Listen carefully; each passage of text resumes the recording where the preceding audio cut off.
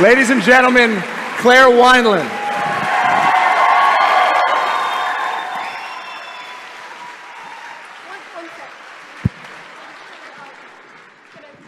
I'm just gonna curl up in a ball for a second. Just give me a second. By the way, you have 15 minutes. And I know you're prepared because your speech coach told me. You got this. I can't do this. I can't.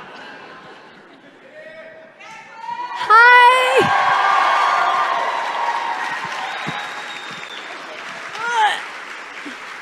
All right, Justin's not making it through the night.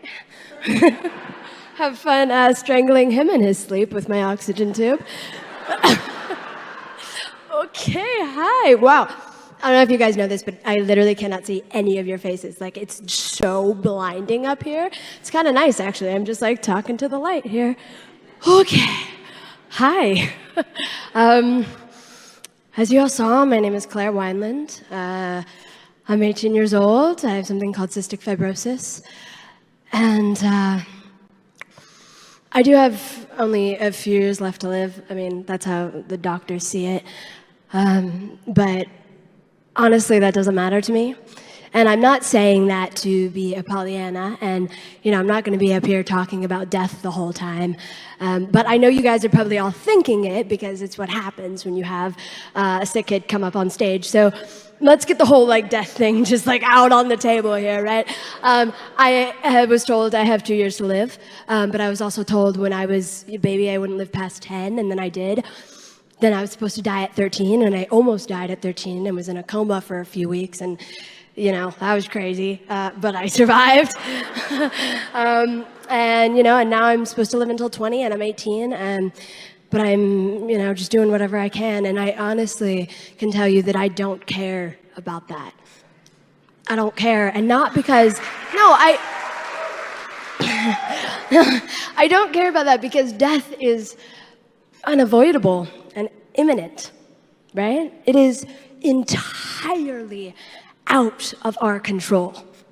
We have no say. There's a friend of the family who was eating dinner, she was having like a movie night with her family, and she was eating popcorn. And there was something funny in the movie, and she laughed, and she inhaled a popcorn kernel, and it went into her lungs, and while she was sleeping, she got a crazy infection, went in a coma, and is brain dead, and will never wake up again, and is pretty much dead because she was eating popcorn with her family at movie night. Right? So we have no say when we are going to die. And I know that's a horrible way to start this speech, but like, I just wanted to get it out there that like all of us could get hit by a meteor right now. So let's stop thinking about the death part of it because that doesn't matter to me. Right? We have no control over it. But what we do have control over is whether or not we are proud of our own lives. Right? I mean, that's something we have complete say over. So how do you do that? How do you live your life you're proud of? I wish that I could stand up here and give you guys a solid answer, but I am still trying to figure it out. You know, I think I'm just as confused as everyone else on how to make our lives a piece of art. But I think that part of the joy is simply trying.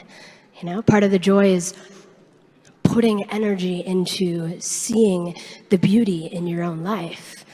Right? That's part of the joy in and of itself. So when I was around like 7 years old, I was alone and I was in the hospital. And I was bored out of my mind because I was a 7-year-old locked in a room. And I was watching like, it was some like, you know those like HGTV like design shows that they do, right? That are like really addicting and you're like, where's my whole day gone? I've been watching people's houses be remodeled. Right, so I was watching one of those and there was like this beautiful New York loft apartment and I was like, oh my God, that's where I want to live. And I was like, oh, I can't, I'm in the hospital. And then I had this idea. I was like, oh, well, I have a room and I have furniture. And there's a Target right down the street, so I can go get some twinkle lights and some throw pillows. And I had an incredible family who were so supportive of me all the time. So I started decorating my hospital rooms. So every time I'd go in, it would be like a different theme, you know? It'd be like the jungle or, you know, palace or New York loft apartment or whatever it was. And those hospital rooms To everyone else, right, hospitals are these terrifying places where you go to, die or get needles shoved up your butt. But for me, it was my playground, right? A hospital was my playground, it was my home. And so those hospital rooms were not scary places, right? They weren't hospital rooms, they were just a room. It was a room with infinite possibility. Just like your lives are not good, they're not bad, right? Just because you're living in a certain circumstance, you're living in a certain situation, that doesn't mean that that life is innately wrong. It is just a life, right? We have this bizarre habit of thinking that we can decide what kind of lives are good and what kind of lives are bad. Right? We stand up here and we say, no, pain is bad, suffering is bad, being poor is bad, being sick is bad. But I can stand up here and tell you, I am genuinely proud of my life. I am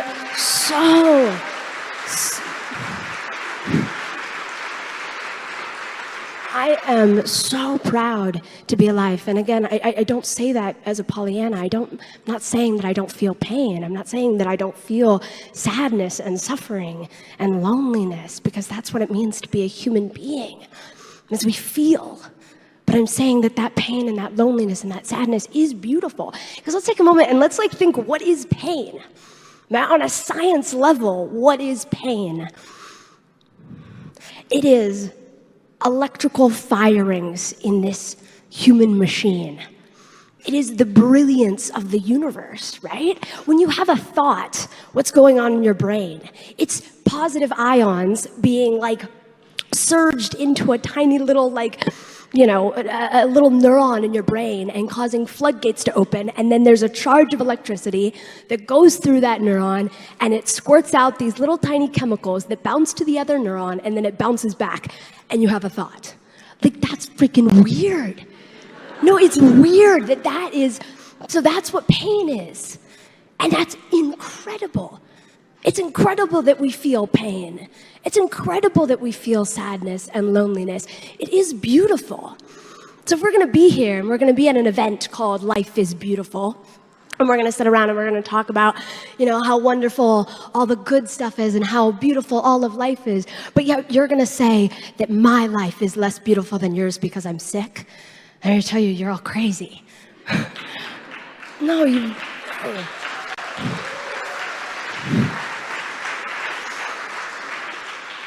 Crazy, because because my life is no more incredible and no less incredible than all of yours, because it simply is life, and it's gorgeous and it's everywhere, and life will unfold itself to you if you're open to it and if you let it. And it doesn't matter if you're rich or if you're poor. We live in a society that economically, I'm not going to get into politics and Bernie Sanders up in here. But we do live in a society that benefits off of us continuously looking for happiness and dreams and goals out here, right? That is how our economy works. That is how our entire system works. If we say, no, we're not going to go looking out there for happiness, we are alive, and that is beautiful, and that is all we need, we are beating the system, first of all, which is a plus, right? And we're living lives that we're proud of. We're living lives that make us happy. And I'm not saying that you can't go out and, have dreams and do incredible things with your life, I did spend a lot of time in the hospital, and I spent a lot of time dying and being sick.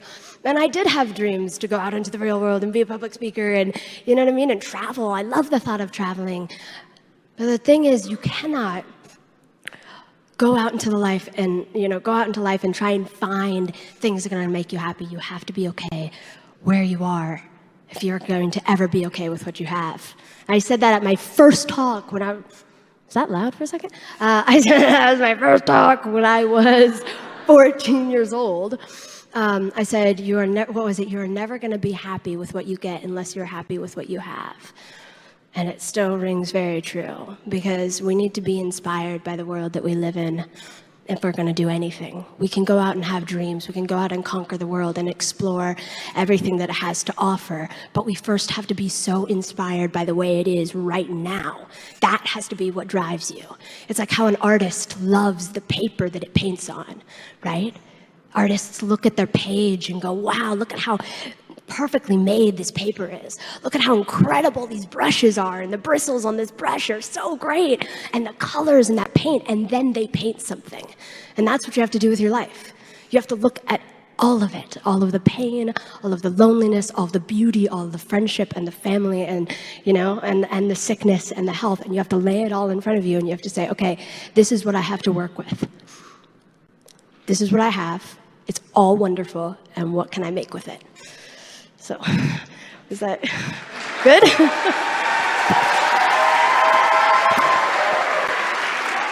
I was totally serious about it.